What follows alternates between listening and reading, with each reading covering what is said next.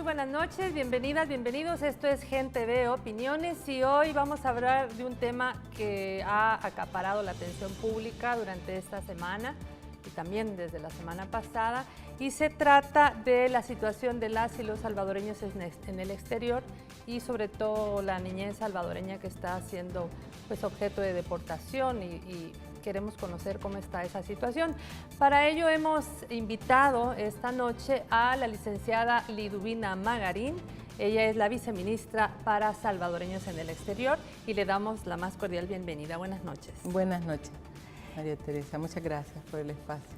Bueno, en primer lugar, a la llegada del nuevo gobierno salvadoreño a partir del 1 de junio de este año, hay una mirada de la situación de los salvadoreños en el exterior, pero sobre todo nos interesa saber un poco de las causas que provocan esta migración. ¿Ustedes tienen estadísticas de este flujo migratorio? ¿Cómo está la situación? Okay. El tema de la migración, como todos sabemos, tiene múltiples causas. Básicamente el tema económico, la falta de oportunidades, es una de las razones por las que nuestros connacionales tienen que salir del país a buscar oportunidades, y también el fenómeno de la desintegración familiar, que tiene que ver con que los adultos dejan a sus hijos aquí para poder ir a buscar mayores oportunidades. También el tema en el caso de los niños, el tema de la reunificación familiar, que es fundamentalmente la razón por la que los niños están migrando. Ustedes manejan más o menos las cifras, ¿no? Las estadísticas del flujo migrante. Hay una constante que se repite mes a mes. A veces se está hablando de que, bueno, en los medios de comunicación hemos escuchado y hemos podido leer que se habla de centenares de personas que migran, sobre todo al país del norte. Y si podemos saber de cuáles son los grupos etarios, las edades de la gente que migra. Bueno, en general siempre han estado migrando adultos y niños. Normalmente hemos tenido un flujo constante, pero en esta ocasión el tema de los niños y las niñas sí ha tenido un incremento mayor en estos últimos 2 meses, mayo, junio, ¿verdad? Recientemente los datos andan por los 52,000 niños y niñas entre salvadoreños, hondureños y guatemaltecos, de lo cual un tercio son salvadoreños. ¿Y esta cifra, licenciada Magarín, es de una etapa reciente, es una cifra acumulada o de qué periodo estamos hablando? Estamos hablando del periodo de enero a la fecha. Es altísimo, ¿no? Es altísimo, es muy alto.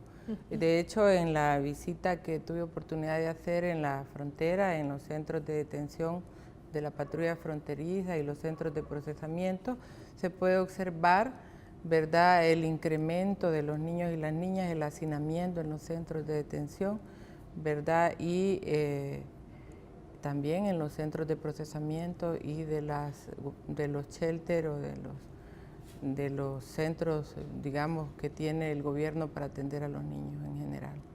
En las imágenes podemos observar que estas rutas pueden ser a través de tren, el llamado La Bestia, que es uno de los transportes que utilizan los migrantes, también a través de buses, algunos niños acompañados de adultos, otros niños y niñas no acompañados de nadie. Ustedes tienen un perfil de cómo realizan estas rutas y a los peligros que se expone la gente que lo hace. Sí, en el caso de los niños y las niñas, ¿verdad? Salen del país, van por Guatemala, ¿verdad? Están utilizando nuevas rutas, incluso por Belice, ¿verdad? Pasando por Quintana Roo, ese lado había sido poco el flujo, al menos de los salvadoreños por ahí. Que es la península de Yucatán, sí, el sureste de México, más por el lado de Veracruz, ¿verdad? Entonces esa zona es la que más están utilizando nuestros migrantes, ¿verdad? Aunque se sigue utilizando La Bestia. sigue un flujo menor por el lado de Arriaga, ¿verdad? Tapachula, Arriaga, pero siempre se está usando esa ruta. En el caso de esta migración de niños y niñas, digamos en la entrevista con los niños, no han tenido mayores dificultades en el paso por México en general. No quiere decir que en algunos casos sí hayan habido violaciones a los derechos de los niños y las niñas dentro de México, porque de hecho también ahí se nota el incremento de niños y niñas en los albergues, en los centros de detención también de migración de México, ¿verdad? Y de hecho tenemos ahora la petición del gobierno de México para incrementar, ¿verdad?, las conexiones para repatriar salvadoreños, niños y niñas y adultos. Estas redes de apoyo institucional, ¿cómo se construyen o cómo están funcionando? Por ejemplo, ¿son embajadas, son consulados, son los puestos de aduana? ¿Cómo se conecta el gobierno salvadoreño en este caso con el gobierno mexicano, que es la ruta natural que utilizan nuestros migrantes para ir al norte? Sí. ¿Cómo es esta conexión? Bueno, tenemos nosotros una red consular, ¿verdad? Tenemos una embajada en el DF y tenemos consulados en Arriaga, en Tapachula, en Comitán, Tenosique, Veracruz, Acayucan, Monterrey, DF, toda esa ruta, ¿verdad? Tenemos consulados que están atendiendo a nuestros migrantes todos los días, ¿verdad? Ahora tenemos un incremento por la ruta de Acayucan, Veracruz, ¿verdad? Y hemos tenido que tomar medidas también para comenzar a reforzar también nuestro cuerpo consular en México, ¿verdad? Que sí lo hemos estado haciendo en los consulados del sur de la frontera de Estados Unidos, Tucson, Arizona, Dallas, Houston en Texas y McAllen, que no teníamos un consulado establecido, ahora tenemos personal destacado ya permanente atendiendo a los niños y a las niñas que han llegado en estos últimos días. Cuando hablamos de que hay adultos y niños, si podemos hablar de esta migración, ¿con más frecuencia lo hacen más hombres, más mujeres, más niñas, más niños? ¿Tienen ustedes un sí, hay más perfil? Niñas, hay más niñas. Ajá. En el caso de los niños y las niñas, hay más niñas en realidad en los datos, ¿verdad? Hay un incremento de niñas sobre todo, andan más o menos igual, pero siempre está un poquito más alto la cifra de las niñas. Y en cuanto a los datos, en realidad nosotros tenemos monitoreado, digamos, algunos centros. Las cifras totales todavía no las tenemos porque esas no las tienen que proporcionar las autoridades de Estados Unidos, pero en los centros como en el centro de procesamiento de Nogales, ahí sí el flujo de niños y niñas salvadoreñas anda por los 300 niños diarios. 300. 300 niños diarios, una cifra que entran en una cifra bien alta, realmente nunca vista realmente en la frontera. Y en el lado de McAllen la cifra, que por ahí es donde están, digamos, entrando el mayor flujo, pero de ahí lo están trasladando hacia los otros centros, pues el flujo, digamos, de niños y niñas anda entre 150 y 200 niños salvadoreños. A ver, ¿esto es algo nuevo? ¿Es algo que viene desde atrás y hasta ahora sale a la luz pública? ¿Qué hay detrás de todas estas migraciones? Uno no puede atreverse a juzgar en el sentido de que si es responsabilidad del padre, de la madre.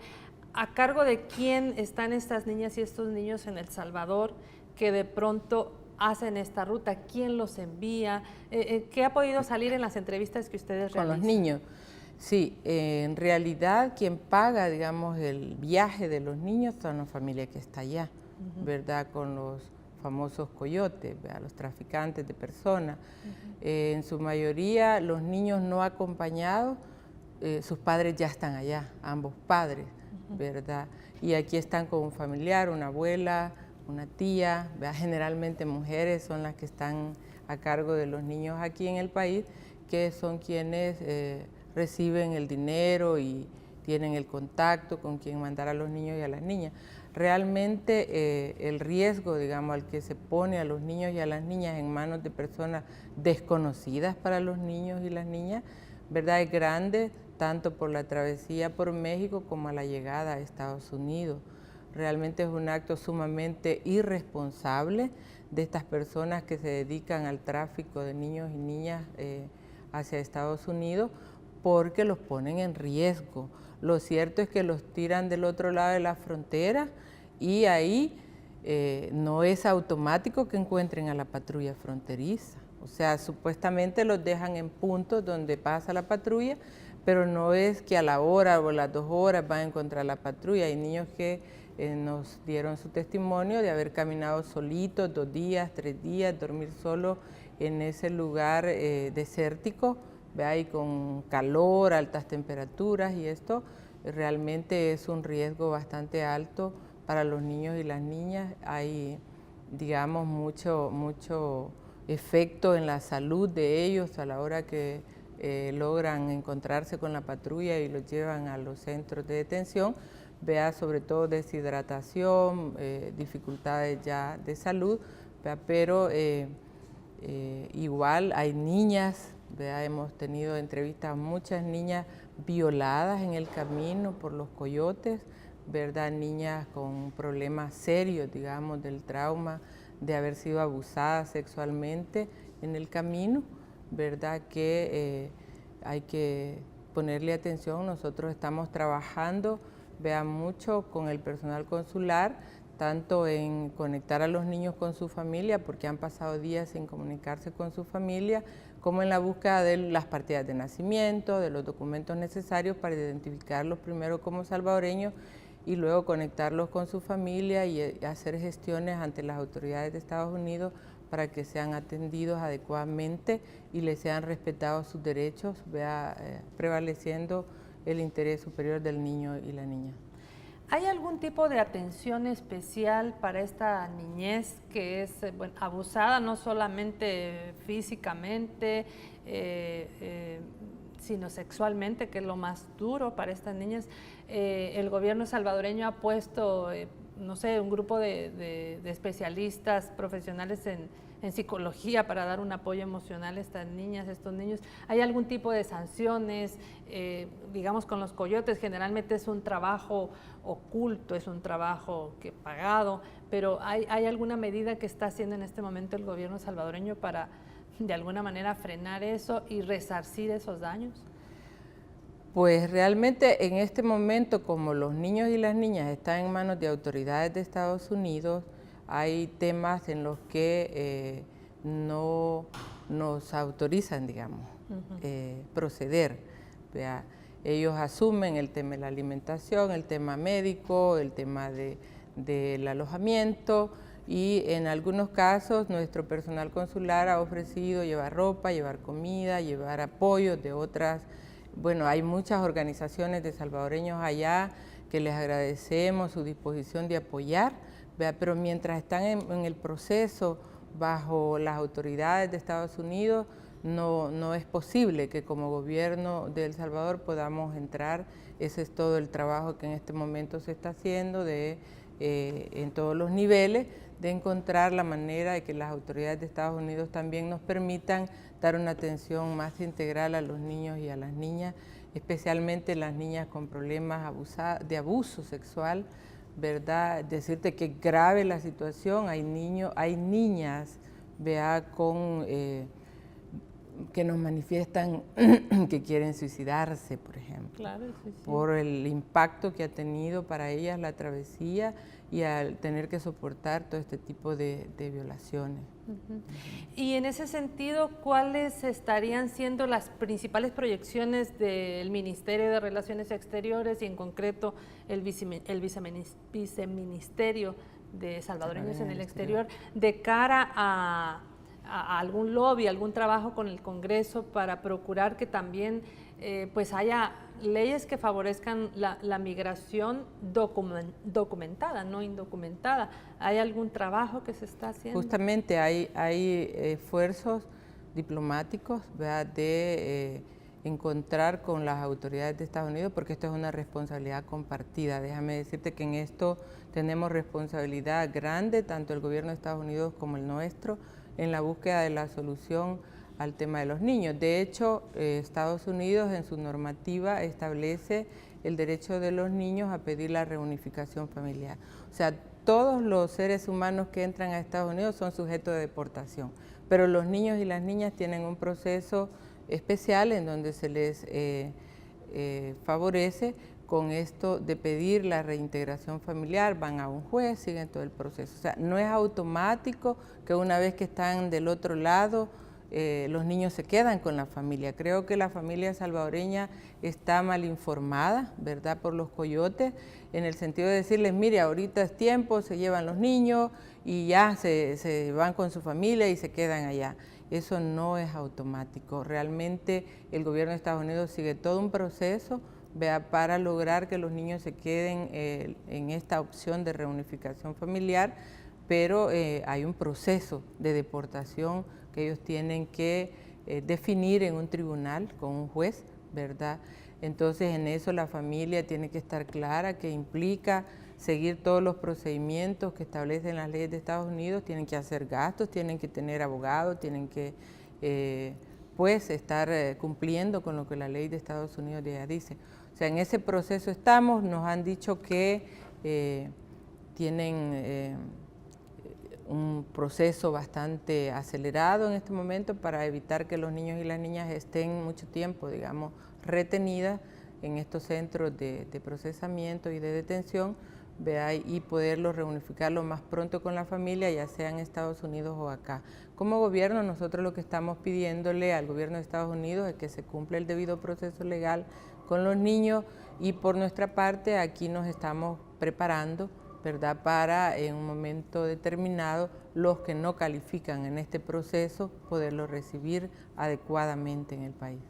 Hemos leído que usted ha tenido la oportunidad de visitar estos centros de, no sé si se le llama albergues o de retención o de detención, y quisiéramos saber, bueno, el nombre adecuado, pero además, ¿en qué condiciones están? ¿En qué condiciones tienen a esta niñez que seguramente mucha gente que ha mandado a sus hijos, hijas o familiares de edad temprana, pues querrán saber en qué condiciones se encuentran?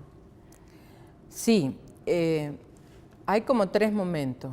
El momento de los centros de detención dentro de las patrullas fronterizas, particularmente la de McAllen, que es por el lado donde están entrando estos niños y estas niñas, en donde en realidad las condiciones en ese centro de detención son bastante precarias, no son para niños y niñas, ni siquiera digo adecuadas porque es que no son hechas para niños y niñas, fueron hechos para adultos, y ahí es donde tienen a los niños básicamente detenidos, ¿verdad?, en estas Bartolinas, ¿verdad?, en estos centros, en donde están bastante hacinados, durmiendo en el suelo, ¿verdad?, con condiciones de alimentación bastante limitadas, ¿verdad?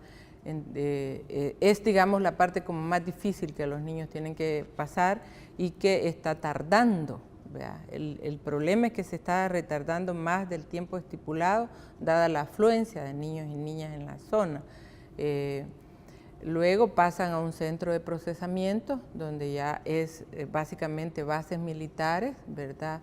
En Nogales han habilitado una especie de bodega grande que tenían ahí, y ahí han construido adentro, vea, estas especies también de Bartolinas, en donde tienen a los niños por edad, por sexo, ¿verdad? Pero ya tienen, digamos, una colchoneta donde dormir, vea, ya hay alimentación, hay un centro médico donde les dan un poco de atención y nos permiten, vea, con mayor tiempo al personal consular poder hacer las entrevistas a los niños, facilitarles llamadas telefónicas con su familia, buscar las partidas de nacimiento para que puedan tener su documento de identidad, ¿verdad? Y luego el otro es la parte ya de los albergues. En los albergues las condiciones son adecuadas para niños y niñas, porque el gobierno lo que hace es una subcontratación de estas instituciones que se dedican al cuidado de los niños. Entonces ahí sí encontramos otras condiciones, otro trato, porque ya no los tratan los de la patrulla, sino que ya personal civil que está capacitado para atender a los niños y a las niñas. Entonces son tres momentos que los niños tienen que pasar antes de ser entregados a su familia, ¿verdad? En el caso de los niños no acompañados. En el caso de los niños acompañados, como allá andan a sus madres, mira, allá hay bebecitos, ¿verdad? Amamantando, allá hay niños de todas las edades, chiquititos. De hecho, hay en las bases militares no reciben niños menores de 12 años. O sea, ahí hay niños de 12 a 17 años. Los más pequeñitos tienen otros espacios, ¿verdad?, que ellos adecúan para poderlos atender un poco mejor. Bueno, vamos a hacer el primer corte. Al regresar profundizaremos más sobre cuáles son las condiciones que otros países de la región centroamericana viven y cómo El Salvador tiene relación con estas iniciativas que pudieran llamarse de la región centroamericana para atender mejor y evitar esta migración. Esto será al regresar. Usted está en sintonía de Gente Ve Opiniones.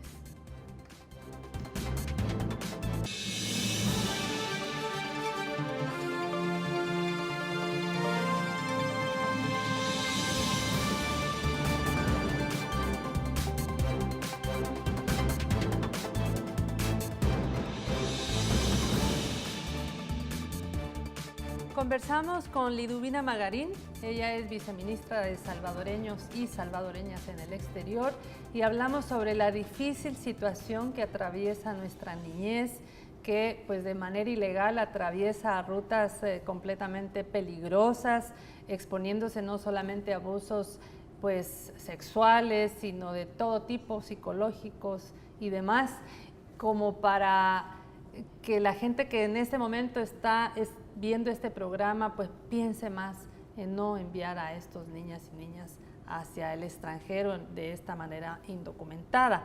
Ahora, en el camino, licenciada Magarín, obviamente no todo mundo llega. Hay una situación de riesgo, hay gente que a lo mejor en el camino desaparece o fallece. Sí. ¿Hay algún banco de ADN para reconocer familia o de qué manera todas estas... hemos leído también que centenares de personas denuncian el desaparecimiento de sus familiares en esa ruta hacia Estados Unidos. Sí. De hecho, en Cancillería tenemos un área de registro de personas desaparecidas en la ruta del migrante, adultos y niños, ¿verdad? Y sí hay un banco, ¿verdad?, de ADN para identificar a las personas salvadoreños que se desaparecen.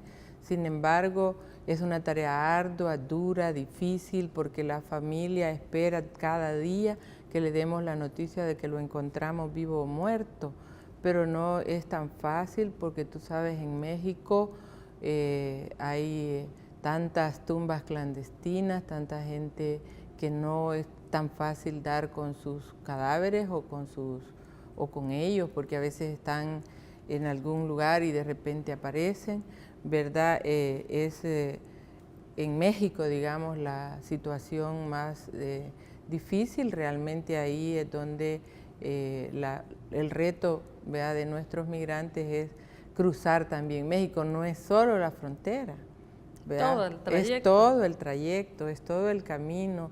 Son sujetos de abusos de toda naturaleza, de asaltos, ¿verdad? También el camino, pierden todas sus cosas, es un riesgo realmente enorme. Las personas que lo han vivido, ¿verdad?, pueden dar el testimonio y el trauma que aún todavía vive. Fíjese, en la comunidad de Dallas, en la comunidad de Houston, que tuvimos oportunidad también de compartir con ellos esta situación, uno encuentra salvadoreños y salvadoreñas que se fueron hace 15, 20 años y todavía lloran al contar su historia de cómo lograron llegar a Estados Unidos.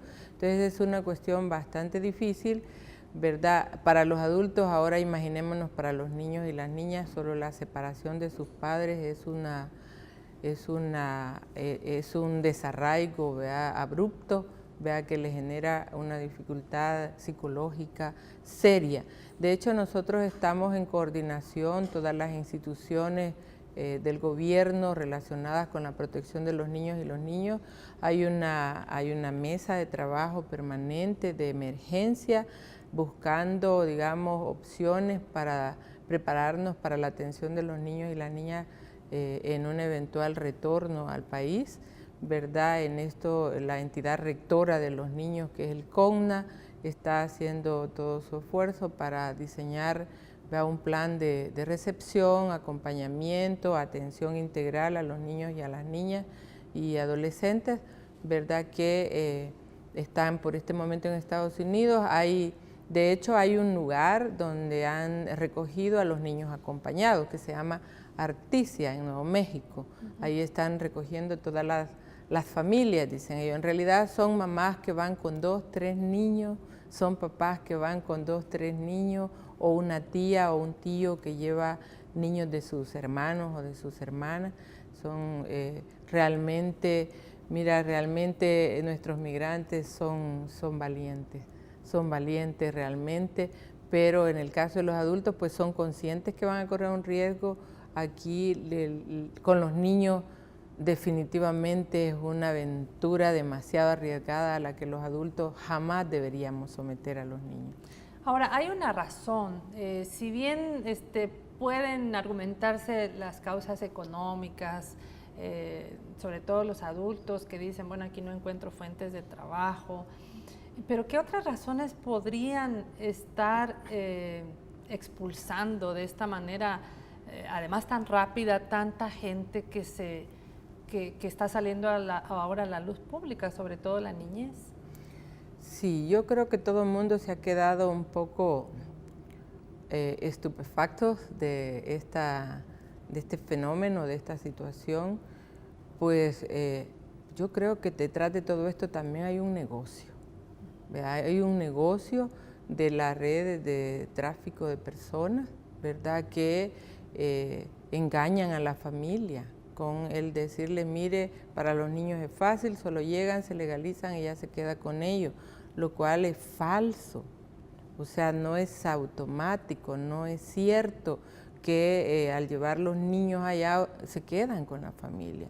Y ahora con este incremento, pues el gobierno de Estados Unidos está tratando de resolver. La verdad, ellos no estaban preparados con alojamiento adecuado ni lugares adecuados para niños y niñas, y ellos también necesitan atender de la mejor manera a los niños y niñas. Entonces están tratando de resolverlo de la mejor manera, pero los niños que van acompañados con su familia, ¿verdad? De hecho, el adulto no tiene la oportunidad de pedir reunificación familiar, y el niño y la niña que va con una persona tienen que regresarse porque el adulto regresa.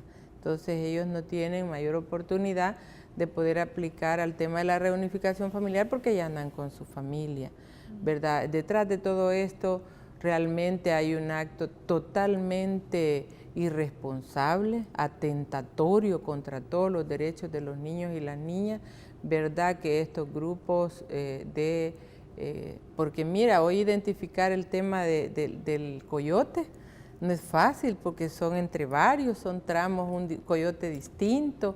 Entonces es mentira que tú le preguntes al niño si sabe quién lo llevó. El niño no sabe quién lo llevó, porque ha pasado por tantas manos en todo el trayecto que él no puede identificar quién en realidad es el responsable de su traslado hasta el otro lado de la frontera.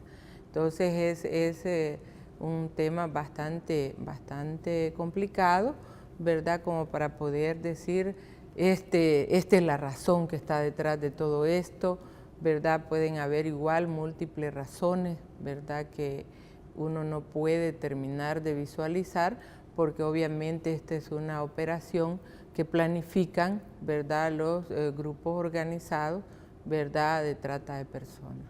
O sea que es una situación realmente grave en donde las autoridades deben estar poniendo bastante de sus esfuerzos. ¿Existen algunas iniciativas en la región para trabajar de manera conjunta y hacer frente a este fenómeno que se ha venido dando en estos últimos días con mayor fuerza? Porque no es que no ha habido, siempre ha habido migración indocumentada, sobre todo al país del norte, pero ¿hay algún esfuerzo regional? Esa es una pregunta, y la otra es que si también, así como no es automático que la familia puede estar de manera rápida con su hija, con su hijo, con su familiar, tampoco es automático que puedan obtener un tipo de estatus de refugiado, por ejemplo. ¿Cómo es esa situación? No, definitivamente no es automático. Ellos pueden aplicar al asilo, ¿verdad? Pero ahí ya escapa la responsabilidad del Estado, ¿verdad? Nosotros ahí, nuestro cuerpo consular no tiene competencias, digamos, para dar acompañamiento a las personas que deciden, ¿verdad? Como dicen ellos popularmente, pelear su caso por asilo. En el caso de Estados Unidos, el tema del refugio no es una opción, ¿verdad? En realidad.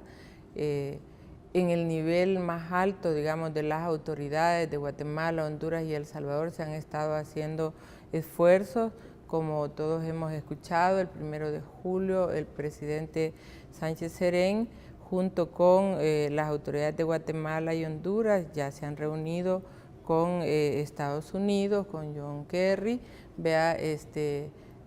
Han habido varios esfuerzos. Antes hubo una reunión con el vicepresidente de Estados Unidos en Guatemala. Este día justamente también ha habido una reunión en Washington buscando también resolver esta situación. Como te decía, es una responsabilidad compartida con Estados Unidos y en ese esfuerzo se está al más alto nivel.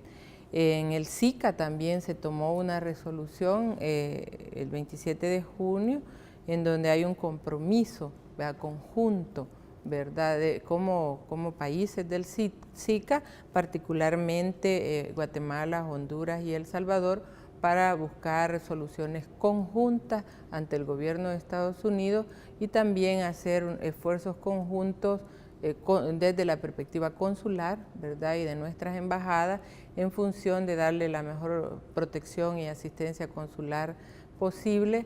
Hemos hecho movimientos de personal, hemos hecho también equipamiento del personal para poder atender a estos niños y a estas niñas en la frontera.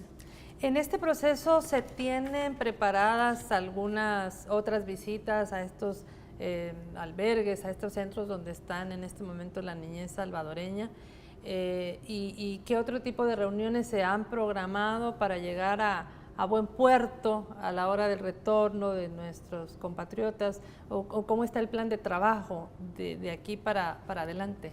Bueno, nosotros estamos como de emergencia, realmente. Aquí internamente todas las entidades relacionadas con el tema de la niñez, con NAISNA, Ministerio de Educación, ¿verdad? Estamos apoyándonos también en UNICEF y en OIM, la Cancillería, que es quienes tenemos la responsabilidad, digamos, más inmediata, porque es a través de nuestro personal consular que se le da la asistencia inmediata a nuestros migrantes, ¿verdad?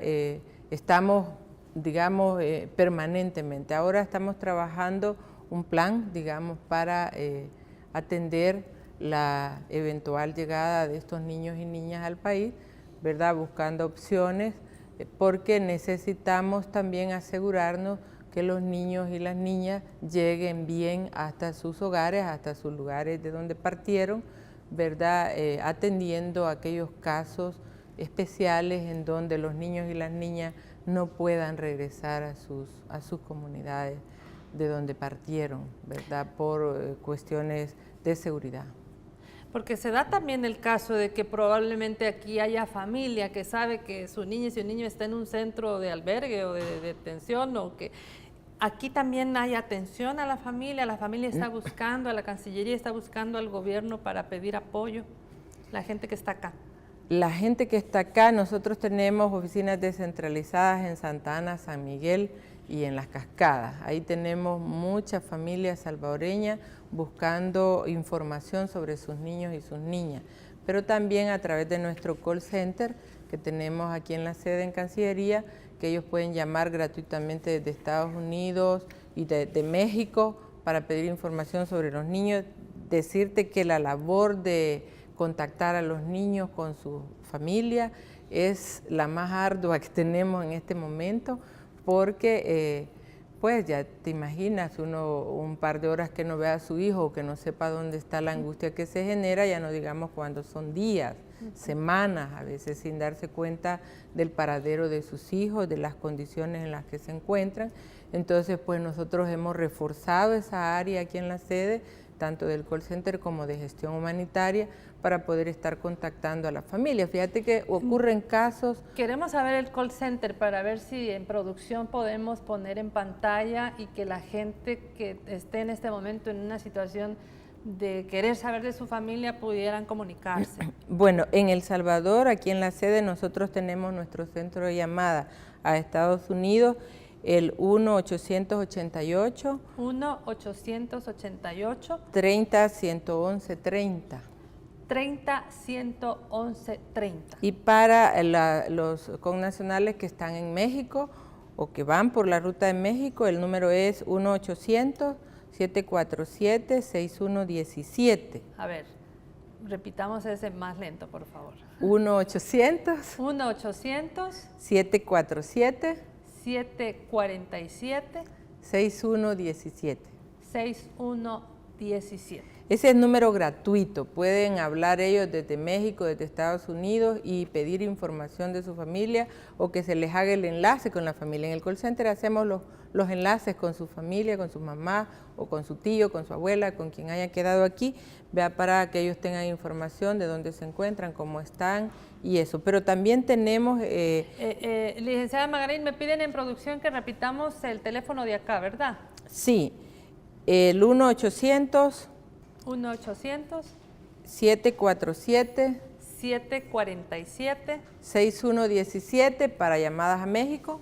6117 de aquí para llamadas a México. Sí, y el 1-888 y el 1-888 30-111-30. 30-111-30. Para llamadas a Estados Unidos.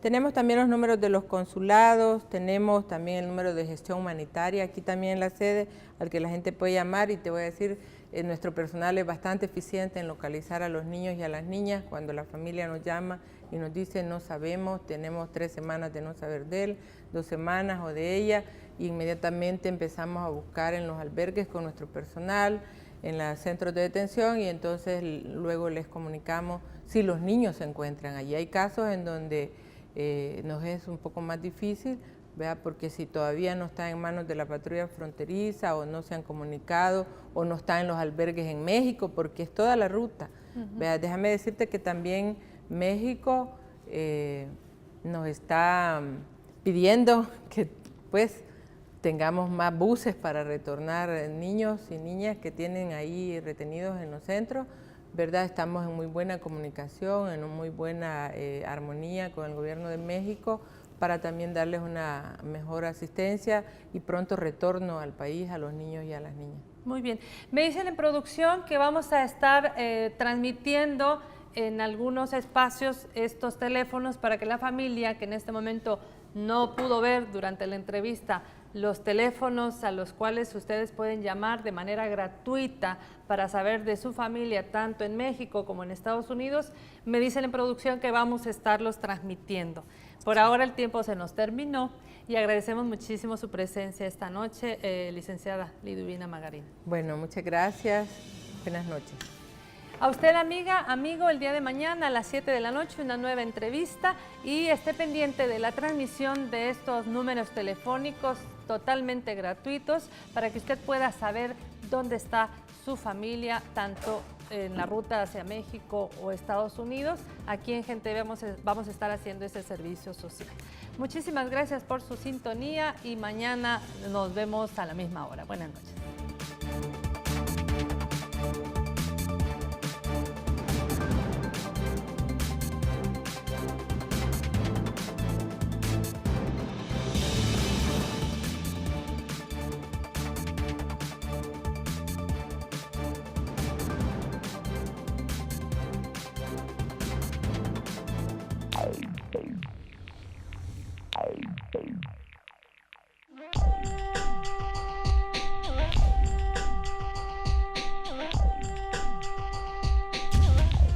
Gente Ve, el canal que te ve. Lo que se viene en Rutas y Sabores. Hoy estoy en el lugar del pájaro flor. Eso es Suchitoto, en el departamento de Cuscatlán. Hoy va a ir un puyazo entero, como siempre a la parrilla. Tiene un toque de elegancia. Voy a hacerte unas enchiladas con unos frijolitos estilo borrachos.